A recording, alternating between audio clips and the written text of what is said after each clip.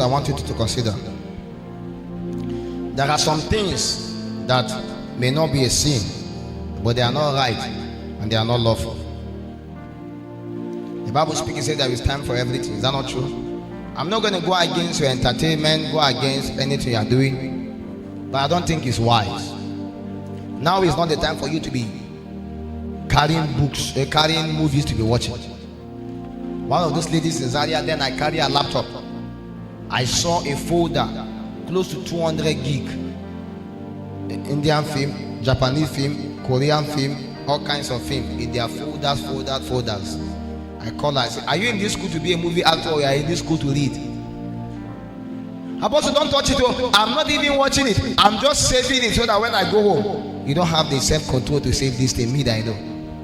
I just control. You know me now? Control, shift, delete. That lady became my enemy on that campus. Where can I get them again? This other time, this guy.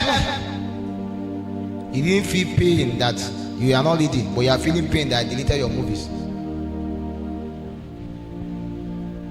There are some things that are not just right. Is that okay? So these are the things that I want you to consider. Number one, evaluate in your life in this season.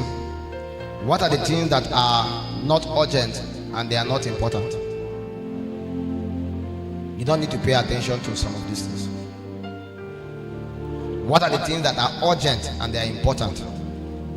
What are the things that are not important and they are not urgent? And what are the things that may not be urgent but they are important? As it stands right now, do your best, do your part, and commit yourself to reading. Do your best, so that even if you are praying to God as we pray now, God himself knows that you have done your part. In the next 1 minute we are going to pray for your academies, but if you are not reading, how can my prayer work? How? Do you know that if you have been watching movie during this exam time, you are wrong? Even too much prayer this time is not wise. Too much night vigil. One of those ladies came to me, she said she's going for vigil. I said, go back and go and read. How about it? I said, go back and go and read. Call the church, tell them that it's not wise. Because the paper is in the morning, the next day. Me, that I know that after that vigil, you go and sleep. It's not wise. I'm getting my point now. So please tell yourself the sincere truth. In this time, there are things you should reduce, but do your own part. Let it not be that you reduce those things and you are not doing the things that you are supposed to be doing. You see the problem now?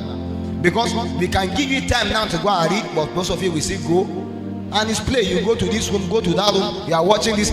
Some of you will go now and go and start watching a movie. I'm talking now, you have paper tomorrow and you have not covered it. You are wicked and you are bad. Some of you are online chatting from now till when it's 2 a.m. Now say, let me read my book. You carry after 5 minutes, you have those up. You carry one of your legs, you hang like this. Why would you not fail?